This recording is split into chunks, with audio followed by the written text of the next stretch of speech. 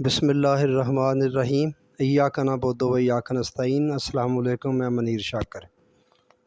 کچھ تصور ہیں، دو تین عرض کرنا چاہتا ہوں جو ہم غلط لیتے ہیں، اور ان کو غلط سمجھنے سے آگے بہت سارے معاملات بگڑ جاتے ہیں اور پھر وہ معاملہ خرابی کی طرف ہی جاتا ہے۔ ظاہر ہے پھر ہم اصل بات کی طرف نہیں آ پاتے اور الجھنیں بہت ساری پیدا ہوتی ہیں۔ سب سے پہلے میں عرض کروں گا آدم کی۔ یہ آدم جو ہے، یہ اس کا مکالمہ اللہ تعالیٰ کا آدم سے مکالمہ، یہ کوئی ایک بندہ، ایک شخص، ایک آدمی کی بات نہیں ہے، یہ پوری بنی نوع انسان، بنی آدم تمام کی بات ہے۔ جب اللہ تعالیٰ آدم سے بات کرتا ہے تو سمجھیں کہ پوری سامنے پوری بنی نوع ہے۔ کہ جب ذکر ہے اللہ تعالیٰ نے آدم کو اسما سکھا دیے، تو وہ کس کو سکھا دیے؟ پوری بنی نوع آدم کو سکھا دیے۔ پوری بنی نوع آدم اس نوع کے اندر وہ رکھ دیے، وہ ودیت کر دیے، وہ صلاحیتیں اس کے اندر رکھ دیں۔ یہ اس کو آپ ایسے سمجھیں، لاز آف نیچر، کائنات کی جو چیزیں ہیں یہ کیا ہیں، ان کی کیا خاصیت ہے، ان کی خصوصیات ہیں، تاثیرات ہیں، یہ جنہیں ہم تقدیر کہتے ہیں، وہ چیز ساری کی ساری بندے کے اس کو سمجھنے کی صلاحیت بندے کے اندر رکھ دی۔ آدم، جب آدم کی بات ہوگی تو آپ یہ سمجھیں کہ وہ کوئی ایک بندہ نہیں، پوری بنی نوع آدم ہے، جس کے اندر آپ تمام مذاہب آ گئے ہیں، مسلمان ہیں، ہندو، سکھ، عیسائی، یہودی، تمام کے تمام، سب کے اندر وہ صلاحیت رکھ دی گئی ہے، سب کو وہ اسما سکھائے ہوئے ہیں، سب کے اندر اس کو سمجھنے کی صلاحیت ہے۔ یہ اب الگ بات ہے کہ اس صلاحیت کو کون صحیح طریقے سے بروئے کار لا رہا ہے۔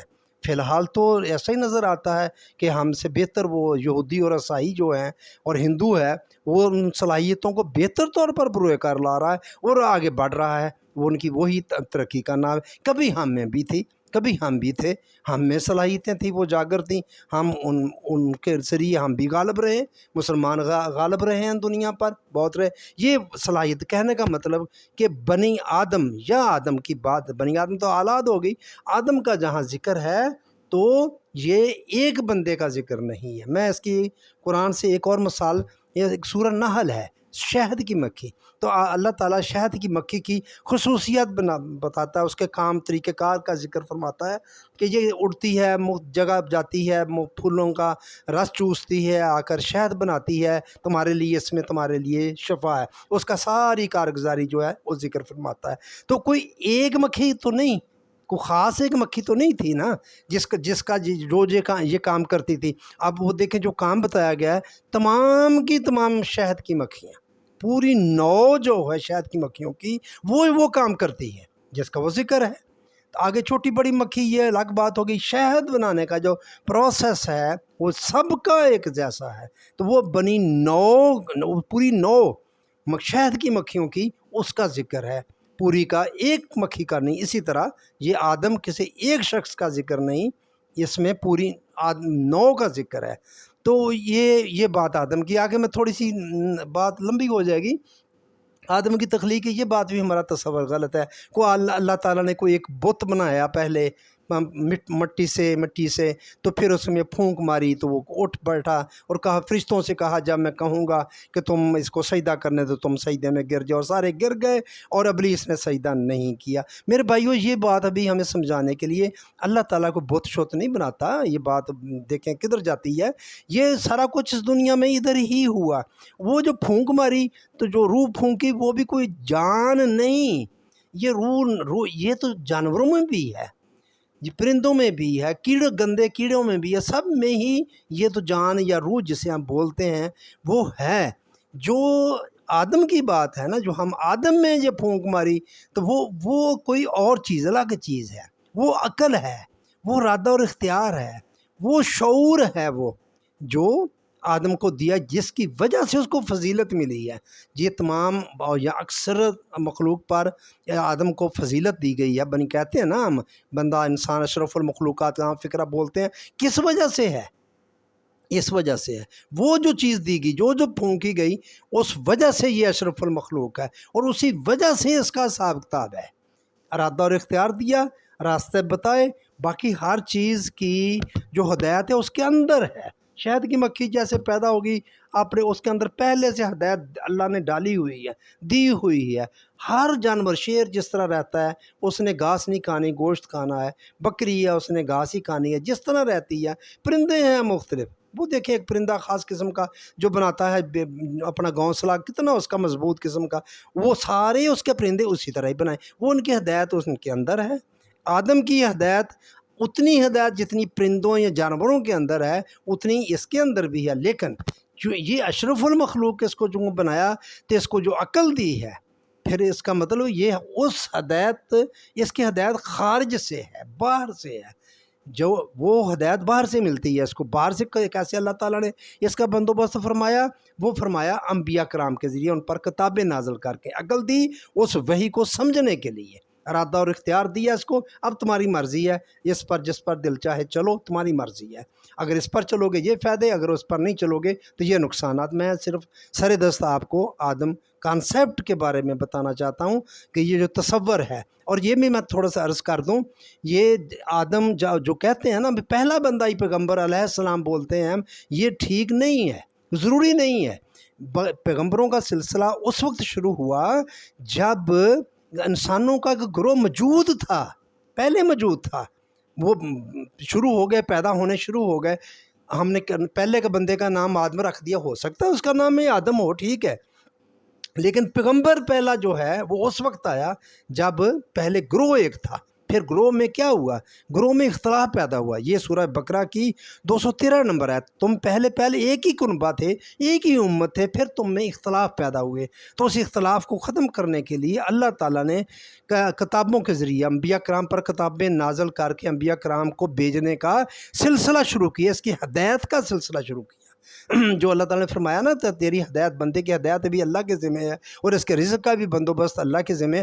یہ ہے اللہ کے ذمہ جو اپنا ذمہ وہ پورا کر رہا ہے۔ کس طرح سے پورا کر رہا ہے؟ انبیاء کرام کو بھیج کر، ان پر کتابیں نازل کر کے یہ بندوں کے پاس بھیج رہا ہے۔ تو آدم پر یہ ہدایت کا سلسلہ، جب یہ ہو سکتا ہے کہ جو پہلا بندہ ہو اس کا نام، یا جو پہلا اس کا نام بھی آدم ہو، جو پہلا پیغمبر ہے، جو پہلا پیغمبر اس کا نام بھی آدم ہو۔ یہ میں عرض کرتا چلوں کہ یہ باپ دادا پر نام رکھنا یہ بھی چلتا آ رہا ہے، اب بھی چلتا آ رہا ہے، اور مختلف جانوروں کے ناموں سے، درختوں کے ناموں سے، پھولوں کے ناموں سے، پرندوں کے ناموں پر نام رکھنا بھی چلتا آ رہا ہے۔ ہم میں کم ہے، انگریزوں میں زیادہ ہے۔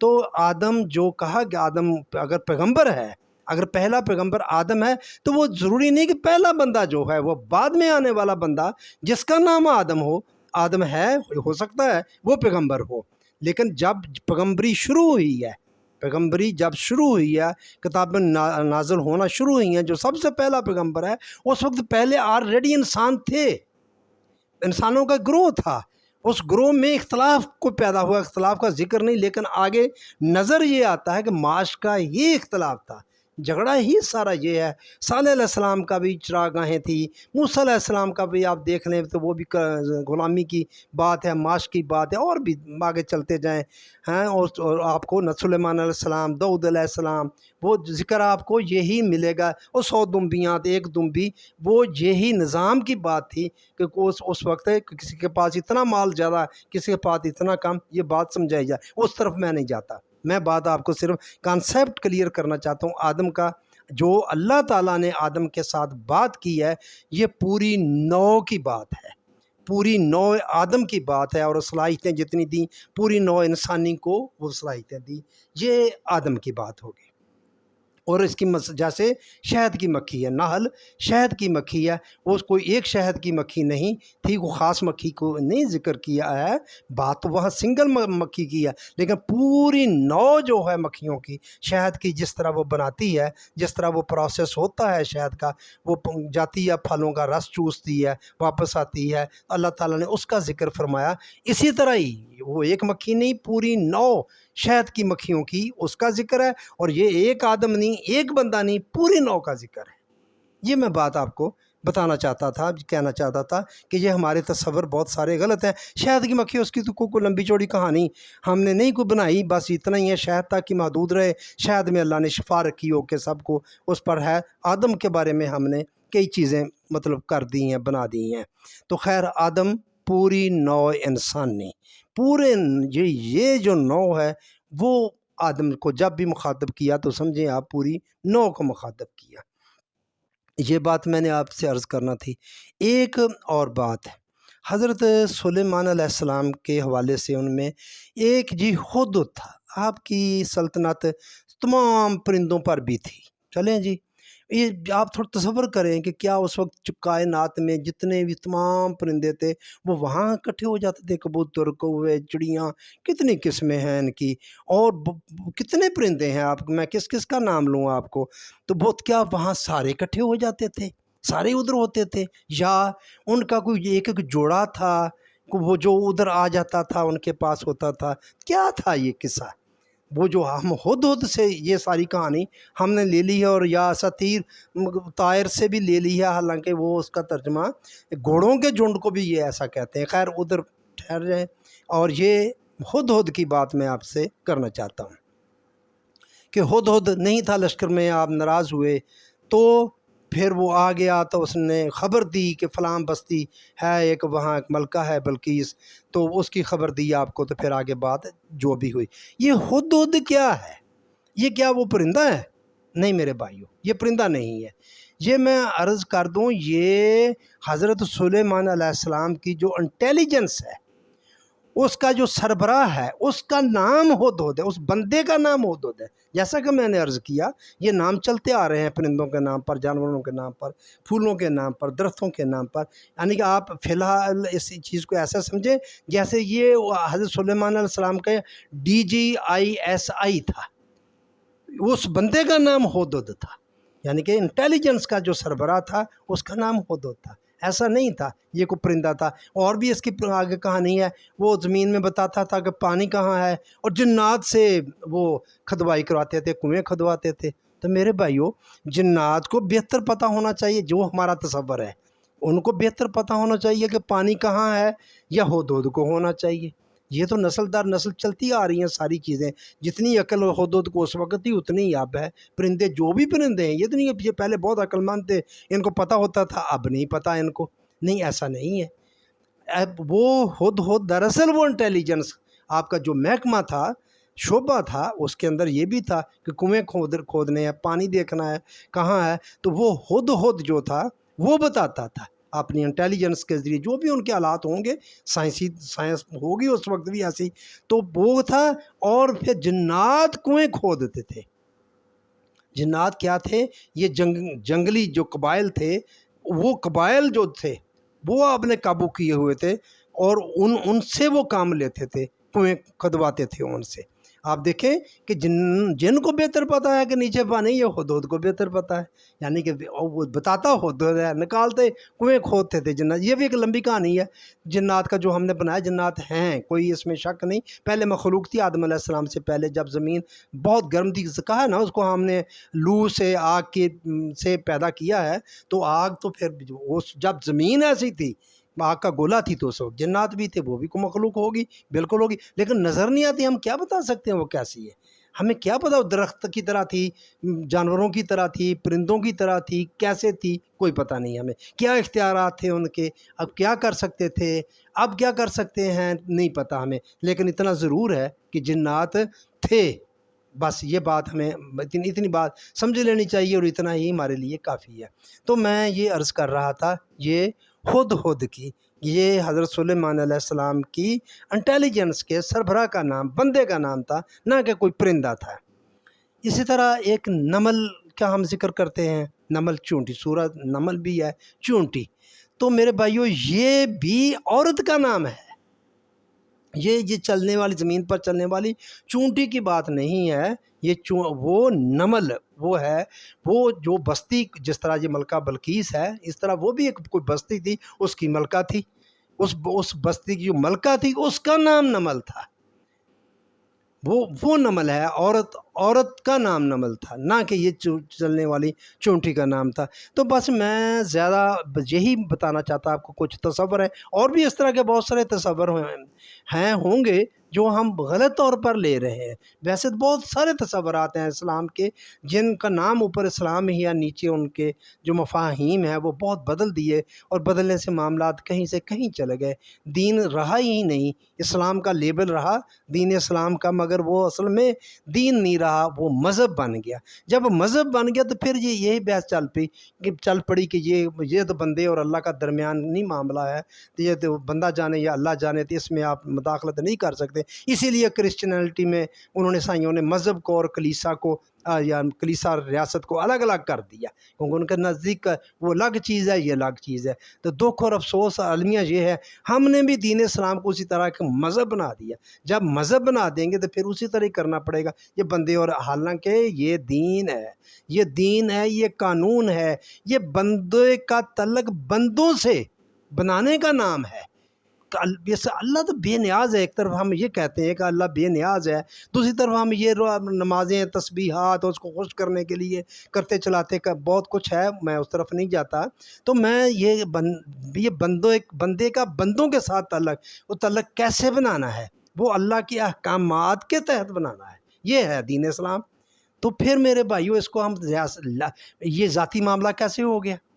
یہ تو بندے کا بندوں کے ساتھ تعلق ہے اور اللہ کے احکامات کے تحت ہے، تو پھر ذاتی معاملہ کیسے ہو گیا؟ دوسرے بندوں کے ساتھ آپ نے خوشگوار سلامتی والے تعلقات بنانے ہیں، یہ ہے دین اسلام۔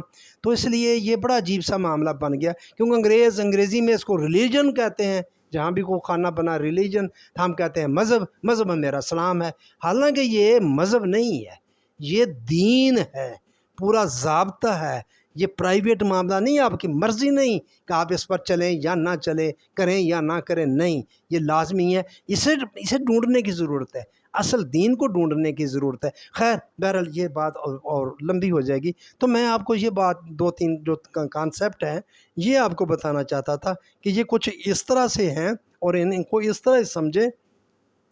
بات دین ایسی چیز نہیں کو ہوائی سی چیز ہے جو آپ کی عقل میں نہ آئے، اور عقل جو چیز ہے معمولی چیز نہیں۔ اللہ تعالیٰ نے آدم کو جس کی وجہ سے یہ فضیلت والا ہے، یہ ممتاز ہے، اس کو امتیاز بخشا، وہ عقل کی وجہ سے ہے۔ تو ہم ہر چیز کو عقل پر پرکھنا چاہیے، عقل میں آنی چاہیے، اور آتی ہے۔ اور دین کی دعوت جو ہے یہ بھی عقل کے ذریعے، بصیرت کے ذریعے ہی ہے۔ یہ سورہ یوسف کی 108 نمبر آیت کو اس میں پیغمبر کہتے ہیں ہم اور ہمارے پیروکار جو ہیں علی وجل بصیرت بات کرتے ہیں، عقل سے بات کرتے ہیں، منطقی بات ہوتی ہے، ریشنل بات ہوتی ہے، ریشنل بات ہوتی ہے، عقل پر پوری اترتی ہے۔ تو اس کو عقل کے پیمانے پر آپ دیکھیں۔ تو میں اور بھی بہت عرض کرتا رہا ہوں کہ یہ جو قرآن اور دین کا جو تصور ہے یہ تو بالکل سائنسی ہے، بالکل قانونی ہے، میتھمیٹیکلی کی طرح کا ہے۔ تو اس کو اس انداز میں لیں، اس طرح سمجھنے کی کوشش کریں۔ تو بس میں یہ عرض کرنا چاہتا تھا، آدم کا اور ہدہد کا اور نمل کا اور نحل کا، تو پتہ نہیں میں اپنی بات آپ کو کس حد تک سمجھا سکا۔ یہ ہیں اس کے اصل تصور، یہ تصور سمجھیں گے تو کئی مسئلے، کئی الجھنیں ہماری دور ہو جائیں گی۔ مہربانی آپ کی۔